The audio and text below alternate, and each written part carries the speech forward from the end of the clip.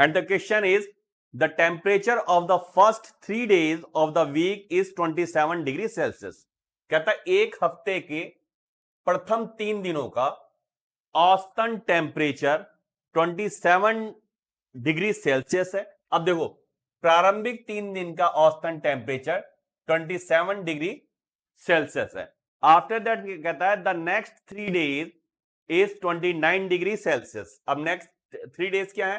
4, 5th और 6th।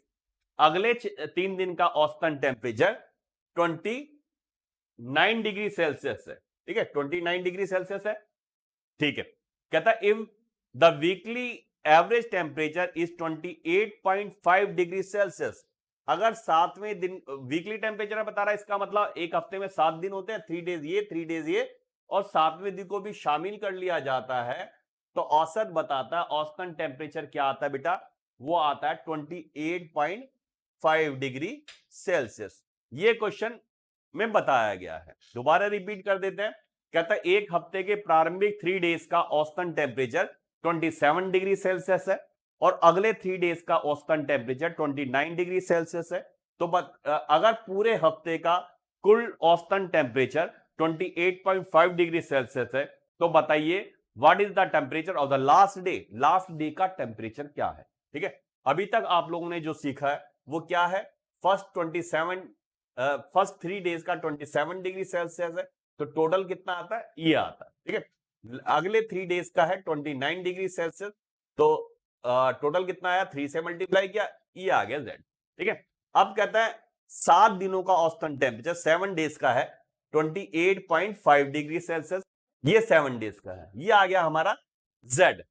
तो यहां 7 दिन का है और ये 6 days का है। तो आपने क्या करना है? इनके योगफल में से, इनका जो योगफल है वो किस में से माइनस करना है? 7 days के टेम्परेचर से, है ना, टोटल टेम्परेचर। इसमें माइनस होगा x प्लस वाई, देन ये क्या आएगा? ये 7th डे का टेम्परेचर आएगा। ये हमारा बुक्स वगैरह में दिया जाता है। ठीक है, ये तरीका है मैथमेटिक्स है, ये है मैथमेटिक्स।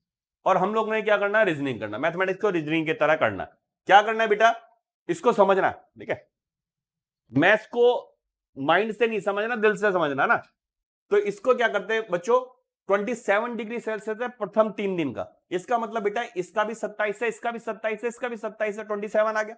और कहता है नेक्स्ट 3 days का 29, इसका मतलब 29, 29, 29, तीनों का यहां मैं लिखता हूं, क्योंकि जब तक मैं यहां इसके सामने नहीं लिखूंगा आपको वो चीज समझ में नहीं आएगी जो मैं समझाना चाह रहा हूं।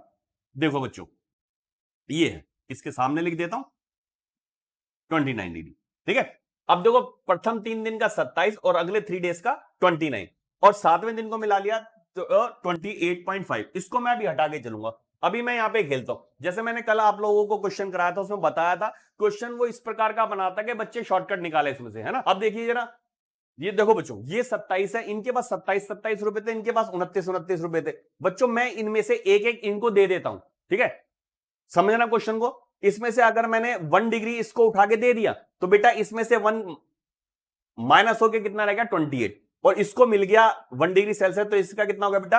28। अब इसमें से एक उठा के इसको दे दिया, इसका भी 28, इसका भी 28, इसमें से भी एक उठा के दे दिया। तो क्वेश्चन में क्या हुआ? जब इन्होंने, ये बड़े भाई थे, इन्होंने एक एक डिग्री दे दिया, तो इन सभी का टेम्परेचर क्या आया? 28 डिग्री सेल्सियस। आगे बात समझ में? ये तो इन्होंने आपस में बांट लिए। ठीक है, अब 7वें दिन को मिलाया तो औसतन टेम्परेचर पूरे हफ्ते का क्या है? 28.5 डिग्री सेल्सियस। इसका मतलब बेटा जब इसको शामिल किया तो सभी 6 दिनों को 0.5 का फायदा हुआ। ठीक है, 0.5 का फायदा कितने डेज को हुआ? 6 days को हुआ। 6 दिनों को 0.5 का यानी आधे डिग्री का फायदा हुआ, तो टोटल कितना फायदा हुआ? 3 डिग्री का। समझ रहे बात? टोटल 3 डिग्री गया। वो किससे गया था? 7वें दिन से। अब 7वां दिन जब अलग था उसकी अलग वैल्यू थी, जब वो इस हफ्ते में शामिल हुआ तो उसकी औसतन वैल्यू क्या रही? 28.5, और 3 डिग्री इनको दे रहा था, वो 3 डिग्री इसको वापस कर देते हैं। तो बेटा आंसर क्या होगा? 31.5 डिग्री। ये वो प्रोसेस है जब आप कंप्यूटर पे देखते हैं आंसर लगाएंगे, है ना। ये वाला क्या है? जब तक आपके पास कॉपी पेन नहीं होगा तो नहीं हो सकता। ये 27 या 81, 29 या नहीं होगा यार। ठीक है, और अगर कहीं पे भी आपको कैलकुलेशन में दिक्कत हो गई तो क्वेश्चन आते हुए भी गलत हो जाएगा। बेटा ये वाली चीज समझनी है। तो इस प्रकार तुमने क्वेश्चन करना,